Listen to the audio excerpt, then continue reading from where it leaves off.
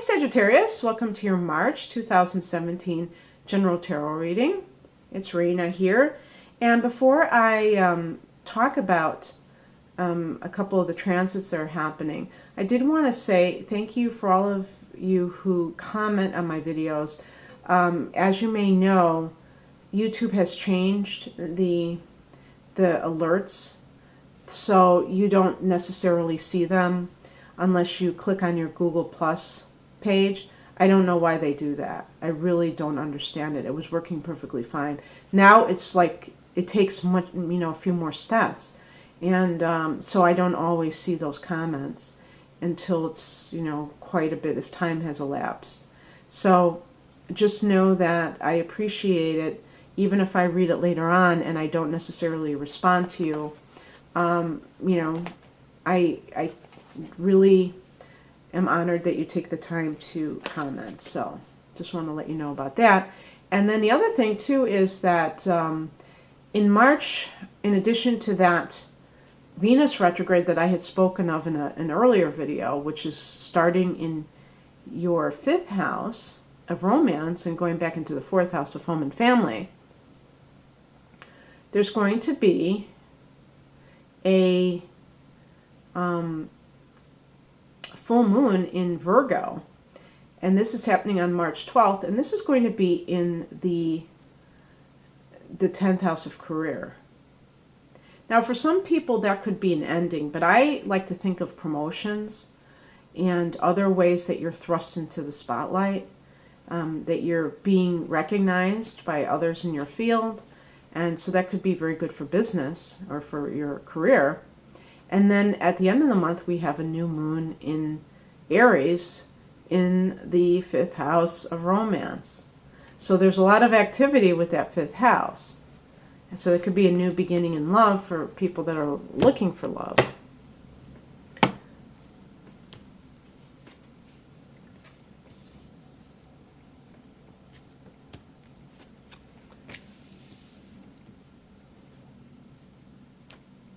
This is a general reading, so any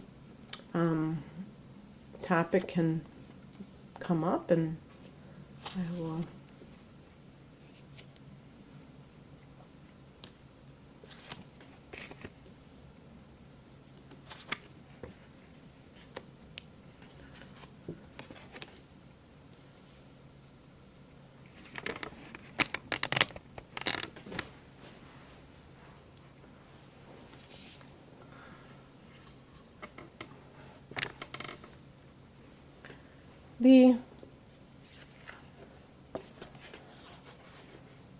The focus of the reading is the overall theme of March for Sagittarius is the Fool card. I love this card. I love this card because it is a new beginning. Of course, we are having the astrological New Year, March 20th, the vernal equinox, and it's about totally new beginnings. And for different people, this will symbolize different things, but regardless, it's you setting off on a new path, maybe a new direction. And because this is not focused on one thing versus another, it could be someone who's been married for 20 years who finally gets a divorce, and now they're in this novel situation of living life on their own for the first time in many years. And that becomes an exciting adventure. Because the person doesn't know what's going to happen. The Fool doesn't have doesn't have like a GPS, and isn't like, everything isn't pre-programmed on what's going to happen. They are willing to allow their feet to take them where they want to take them. And, as a fellow Sagittarian, I love to do that myself, I, live near Chicago, and I go someplace exploring. I might have like one place I'm going to go, and then I just go wherever I feel like going. Or any place. It doesn't have to be, Chicago. It could be any place that I go. And you may feel the same way.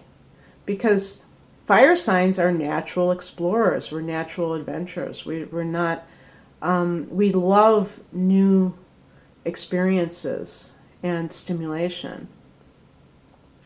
And our souls kind of like crave that novelty, Now, and it's not a frivolous thing. It's just actually a very invigorating thing. And so when I look at the past, we have the Knight of Swords. Sometimes I just connect this with the legal profession in general. Like this could literally be a lawyer.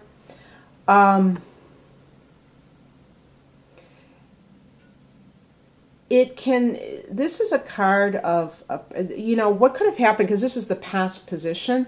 So what could have happened is that something happened very quickly, maybe during February.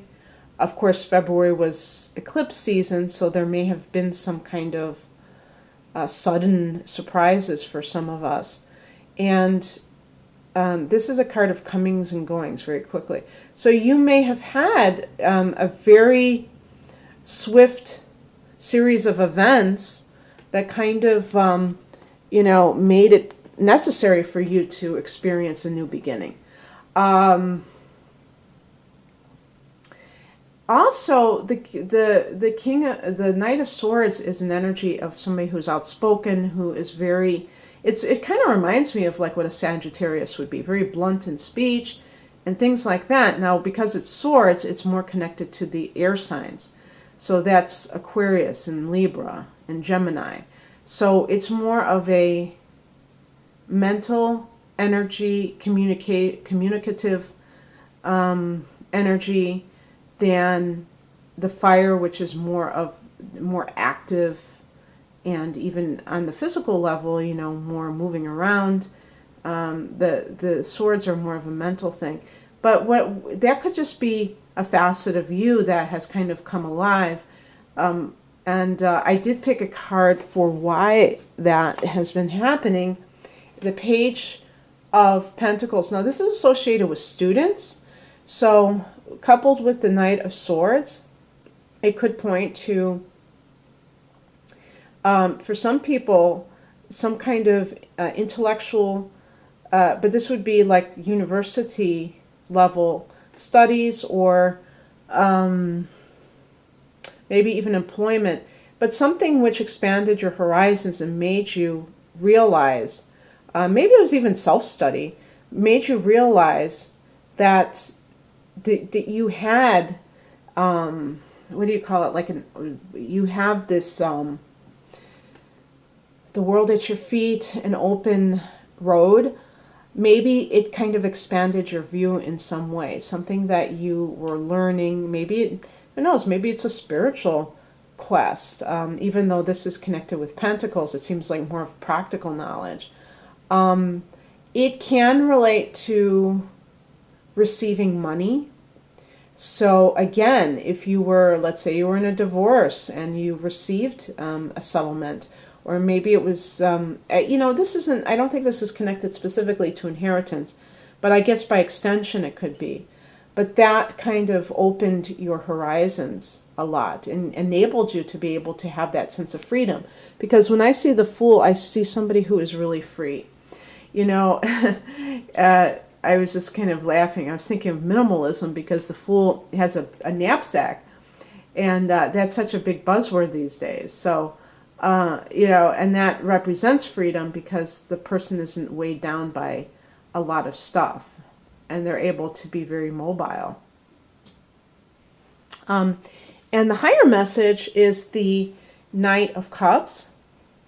So yeah, it's funny. This may have been definitely for some people more of a relationship situation that kind of happened. We're getting another knight, like the Knight of Swords, which is like kind of a younger energy. Maybe like a man up until the age of 40 or so, but who knows? Nowadays it could be even older than that. What could have happened for some people is that you were in a situation where you met somebody who was very caring. And I'm going to just use gender because it does connect to gender. I'm going to say, like, if you're a woman and you were with a man, maybe you were with a person who was very insensitive, and you met somebody, maybe this person, because this is the higher message, so it might not be somebody that you're romantically involved with right now, but somebody who really kind of made you aware of the potential for a relationship with somebody because of their demeanor being very nurturing and caring. And maybe you, in your mind, you had this belief that all men, let's just say, were a certain way, and they're all going to be insensitive. The Knight of Cups is kind of like the fantasy, lover, the one who on Valentine's Day, has the dozen roses, and from a romance novel type of a guy.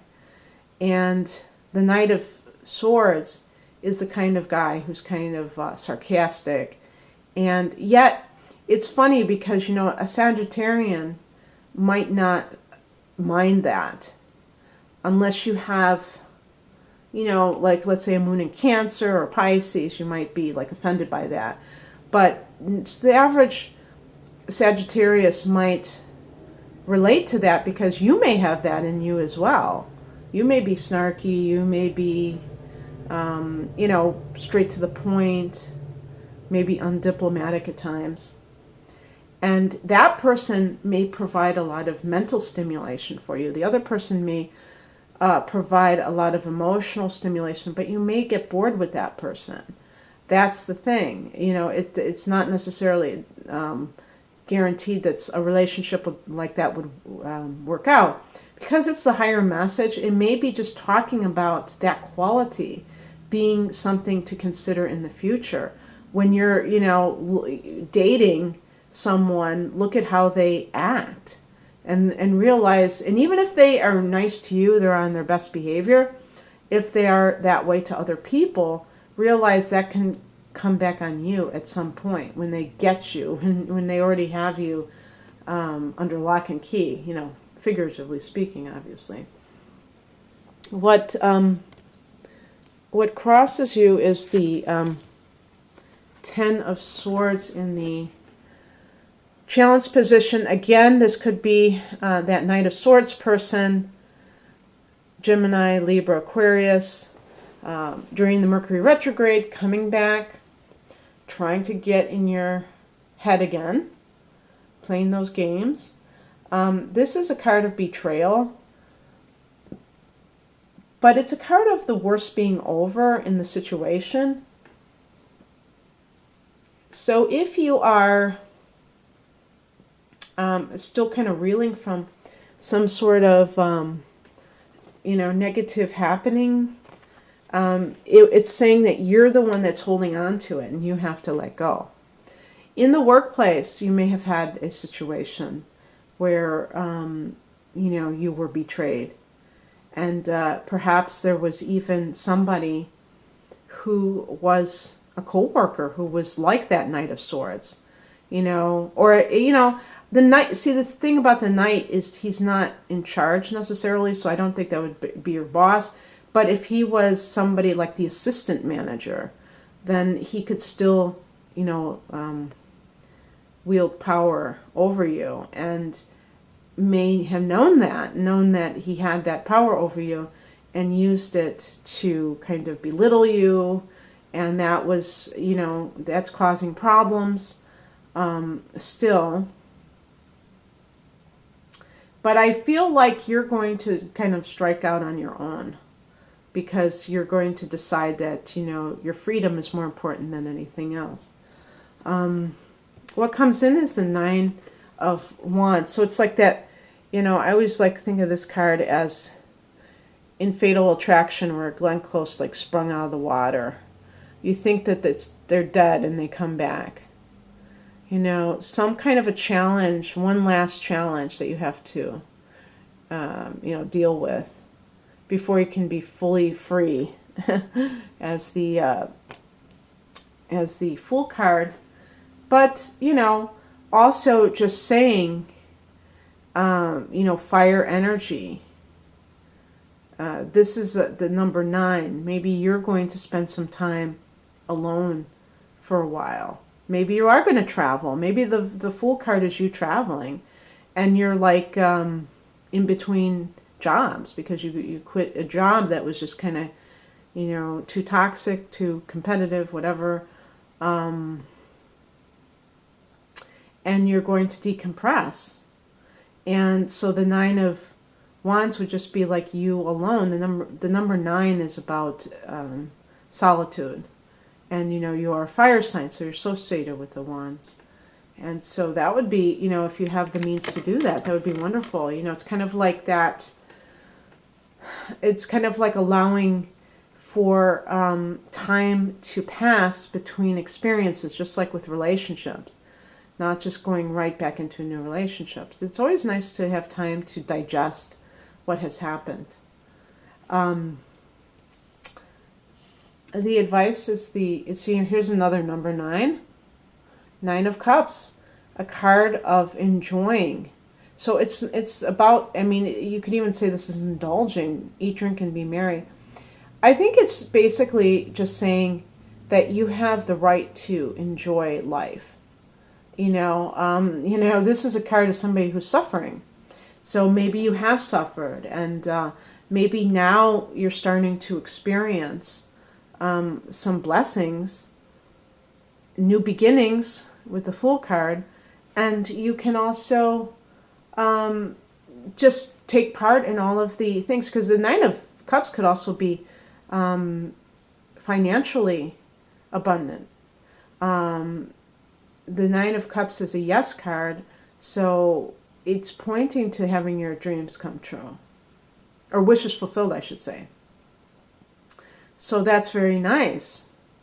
Very nice. And actually, I was just kind of thinking in my mind, we have Jupiter in the 11th house of hopes and wishes. And now Jupiter is retrograding, so it may be kind of like doubling down on some of the things that we've wanted that kind of eluded us the first time. So who knows? Maybe we're going to have a very lucky period, especially at the end of the month with that new moon in the 5th house. That'll be wonderful, especially for people who are looking for love. But the 5th house is also just pleasure, and that's kind of like what this card is about. The things that you like to do for fun, your hobbies, home businesses, starting a new business, things like that. But this is really a card of also just enjoying the things that you are blessed with. And the outcome is the Queen of Swords. So this is just kind of I think this is one of those things of you becoming much more savvy in the future about not going too much either direction. The Queen of Swords is a balanced yin and yang. The Queen is the feminine, the receptive, the intuitive. And the Swords is the masculine, which is the rational mind and the ability, the yang, the ability to be logical. But when you have too much of one side, then you have either too much, when you have too much of the receptive, there's too much subjectivity sometimes, or just too much, there's not enough action. It's just all, intuition. Intuition without action isn't going to produce results. And too much logic doesn't allow for intuition, which is not just based on worldly knowledge and being linear, which is what logic is all about. A plus B equals C. but really, tapping into something that's from the unseen world and respecting it as being a valid part of the decision-making process. So I think that, you're going to be very well-rounded, and that will help you in your love life as well as your career, Sagittarius. So I hope you enjoyed this, and if you'd like a private reading, please click on the link below. Otherwise, have a great month. Bye.